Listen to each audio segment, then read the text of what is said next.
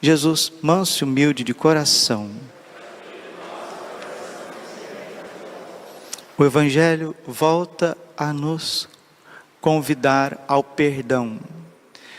E todos os dias nós rezamos no Pai Nosso: perdoai as nossas ofensas, assim como nós perdoamos a quem nos tem ofendido. E se a gente não estiver disposto a perdoar, nós não continuaremos a caminhar com Cristo. É impossível, é impossível. Por isso, essa hipérbole, né? Até 7 vezes, não digo até 7 vezes, mas até 70 vezes 7 num dia. 70 vezes 7 num dia. Jesus está alargando o nosso coração para que nós perdoemos sempre. E meus irmãos, algo que a gente tem esquecido, porque a gente vai correndo com a vida e depois a gente quer começar uma vida devota.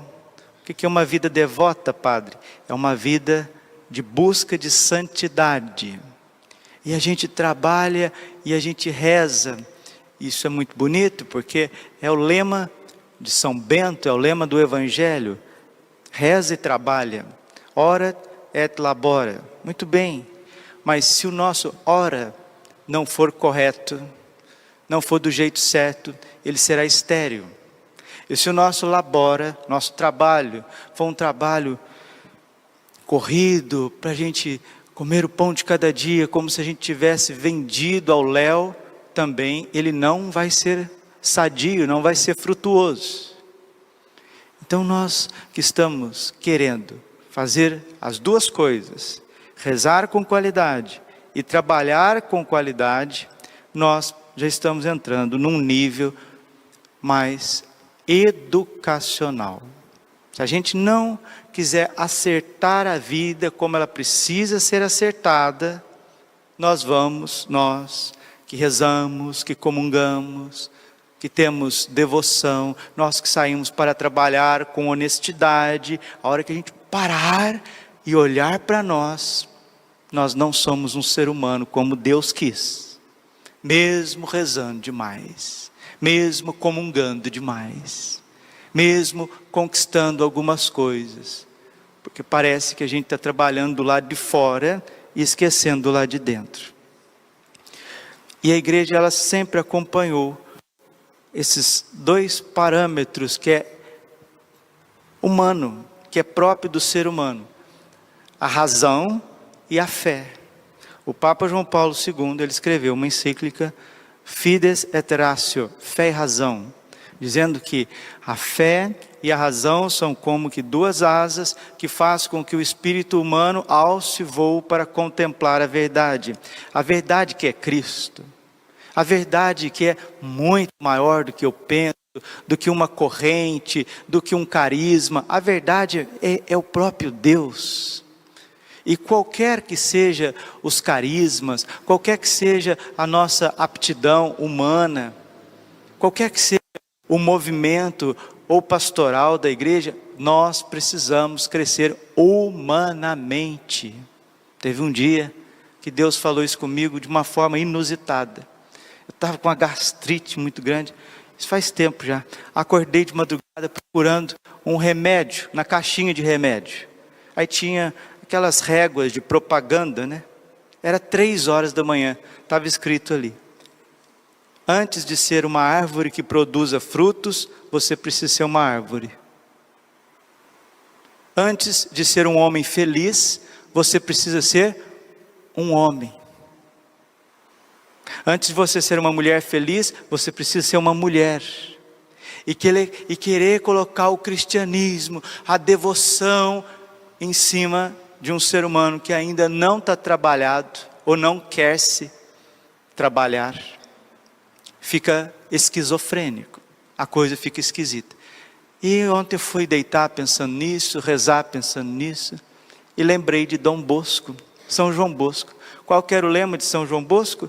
Formar bons cidadãos para que sejam bons cristãos. E Deus começou a me mostrar, mas não espiritualmente, pela luz natural também da nossa inteligência, que nós estamos desprovidos de ambientes de virtude. Para que a virtude afloresça, para que uma pessoa seja alegre, para que uma pessoa seja espontânea, para que ela tenha os seus dons, que aflore o dom da música, o dom da literatura, o dom da arte, para que a pessoa desenvolva, para que a criança desenvolva, para que o adolescente desenvolva, para que o adulto desenvolva, precisa de ambiente. Sem ambientes, sem pessoas mais velhas, mais calmas, mais desenvolvidas, que passa as coisas para os mais jovens, os filhos para os netos. Olha, queridos, pode, não é 1000 Ave Maria, não, pode ser 1 milhão, não vai resolver, não adianta. Nós precisamos cuidar também da parte humana das coisas. Isso não é o Padre Braulio que está dizendo. Graças a Deus tem bons psicólogos, psiquiatras, pessoas cristãs, pessoas que querem ser santas, estão buscando a devoção, estão buscando a adoração, a consagração a Nossa Senhora, que querem desenvolver, e a gente vai percebendo que a gente pode ficar 3 horas diante do Santíssimo, a gente pode rezar um rosário inteiro, se a gente não chegar lá em casa e arrumar o quarto, não vai para frente não. Se você não chegar lá na sua casa e tirar certas coisas da tua dieta, não vai para frente não. A pessoa vai continuar dando problemas. Então tudo que o Evangelho ensina para nós, não é só coisas do céu, do além, lá do outro mundo, não. São coisas do dia a dia. É catar um copinho de plástico que está ali na frente da igreja, é passar uma vassoura nos cantos da parede, no teto, é limpar as coisas, é fazer um arranjo, é arrumar uma vela. São coisas pequenas do dia a dia, e a gente não pode assentar a espiritualidade, a unção, o Evangelho em cima de um humano que não está preparado. E quem que faz assim? Nosso Senhor Jesus Cristo. Os 3 anos de Jesus com os apóstolos foram 3 anos de humanidade, de ensinar os apóstolos a ser gente. Só depois veio Pentecostes. É verdade ou não é? Foram 3 anos de educação, mostrando para eles, não é assim que faz, não vai por aqui, não, primeiro vem aqui, e pedagogia, e mostrando, e fazendo, e acontecendo. Aí depois veio o Espírito Santo, porque não vai adiantar, queridos, a gente comungar todo dia, a gente ter as nossas devoções, e etc., se a gente não criar e procurar lugares, pessoas, ambientes, para que afloresçam as virtudes também humanas. Isso está na raiz de tudo. Não é o Padre Braulio que está levantando essa lebre aqui, isso aí já enxergaram isso, graças a Deus. O que é a catequese, bom pastor? É justamente isso. Tem uma deficiência na nossa forma de transmitir o Evangelho para as crianças. Por quê? Elas chegam com 9, 10 anos, elas já estão com um mundo pedagógico, psicológico, deformado pelo mundo adulto. Vocês estão entendendo? Por isso que a gente precisa pegar as crianças na mais tenra infância.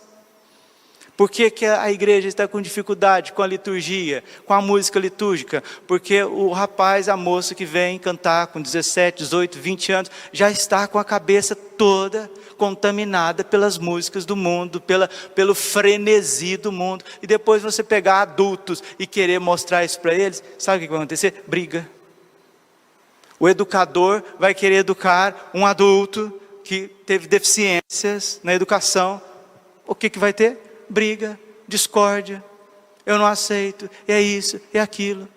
O Evangelho, ele é uma escola de educação.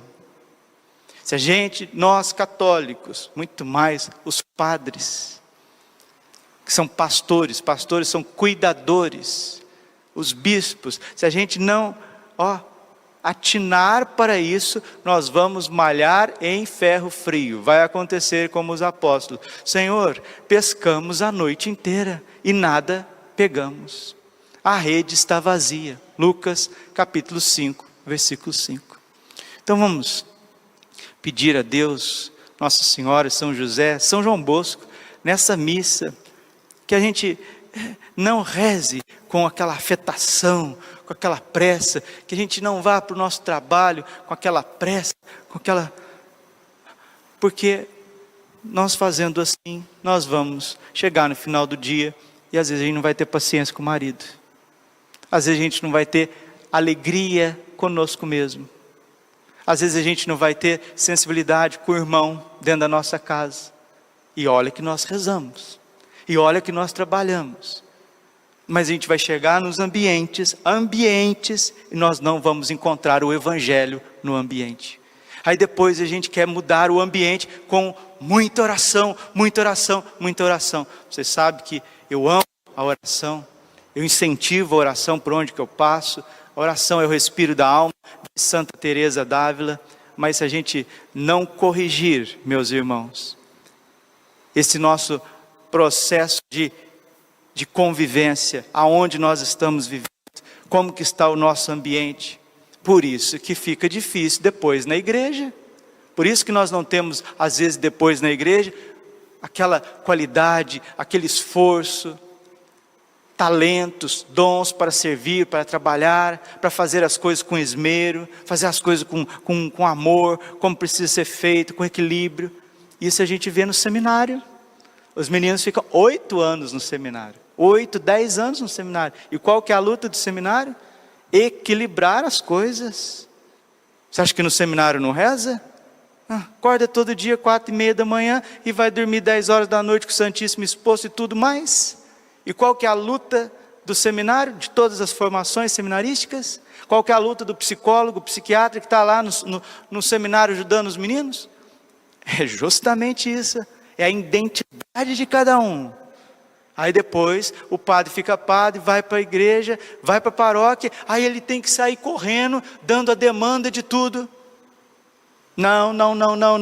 Essa não é a igreja católica de nosso Senhor Jesus Cristo, não. Essa não é a proposta de Jesus. É uma proposta onde que a coisa começa na mais tenra infância. E nós, adultos, vamos transmitindo um mundo de virtudes, um lugar de virtudes para as crianças. E desculpe, meus queridos, isso não tem. Por isso, tantos desequilíbrios na ordem espiritual. Tantas confissões mal feitas, tantas pessoas tristes, tantas pessoas abatidas. Tantas pessoas rancorosas, tanta dificuldade de perdoar, tanta dificuldade de aprender coisas puras e simples. Vocês estão entendendo? Conversava com pessoas, ligadas ao Evangelho, pessoas consagradas, que já deram a vida para o Evangelho, e eles dizem justamente isso: Padre, o Brasil tem um grande potencial humano, o maior de todos, mas o brasileiro ainda não descobriu isso. A nossa terra é uma terra bendita, mas a gente ainda não descobriu isso. O nosso povo é um povo ordeiro, um povo bom, mas ainda não descobriu isso. E não precisa acreditar em mim. Veja construções, quanta prostituição, quanta roubalheira, quanto rancor, quantas pessoas passando em cima das outras. Mas hoje, no Evangelho, Jesus fala desse perdão incondicional, ou seja, começar sempre, começar de novo, cada momento. E não adianta, queridos, se a gente quiser crescer, e se a gente quiser realmente reverter esse quadro, Deus vai pôr o dedo na nossa ferida, São João da Cruz, São Francisco de Sales, Santo Afonso de Ligório, os grandes pais espirituais, diretores espirituais, todos os seus escritos, primeiro é para nos quebrar, depois é para nos construir. Porque a gente já quer vir, rezar e pronto. Não dá certo. Aí depois a gente quer chegar na casa, na onde a gente vai, no trabalho, não existe ambiente. Aí a gente quer profetizar, a gente quer rezar, a gente quer falar e a gente quer fazer. E o povo tem que ficar bom, tem que converter. Não existe ambiente. Não existe uma cultura humana de valores. Perdoa, começa de novo. E aqui Daniel nos diz, Daniel 3,40, que bonito, é uma promessa. E como nos sacrifícios de milhares de cordeiros gordos, assim se efetue hoje o nosso sacrifício em tua presença. Deus não deixará de ver o nosso sacrifício, a nossa busca, a nossa entrega, esse esforço das 6 horas da manhã, esse esforço do rosário, o esforço das novenas, o esforço da vida íntima, daquela oração interior, de boas comunhões. Deus não deixará de recompensar esse esforço, esse holocausto. Holocausto é isso, holocaustos, esse queimar tudo, que Deus consuma o nosso coração, que Ele consuma a nossa vida, para que a geração que está vindo aí, dos nossos filhos, dos nossos netos, encontre ambientes católicos, ambientes humanos, onde possa florescer as virtudes. Senão não vem vocações, senão não vem a alegria, senão não vem o desenvolvimento do Evangelho, que ele deve discorrer como o corpo que vai crescendo, neném, criança, adolescente, jovem, homem maduro. A fé também precisa desenvolver como uma semente, e a semente, uma árvore se desenvolve em ambientes, meus irmãos queridos. E como nos sacrifícios de milhares de cordeiros gordos, assim se efetue hoje o nosso sacrifício em tua presença, e tu faças que nós te sigamos até o fim. Não se sentirá frustrado quem põe em ti a sua confiança. Daniel 3,40.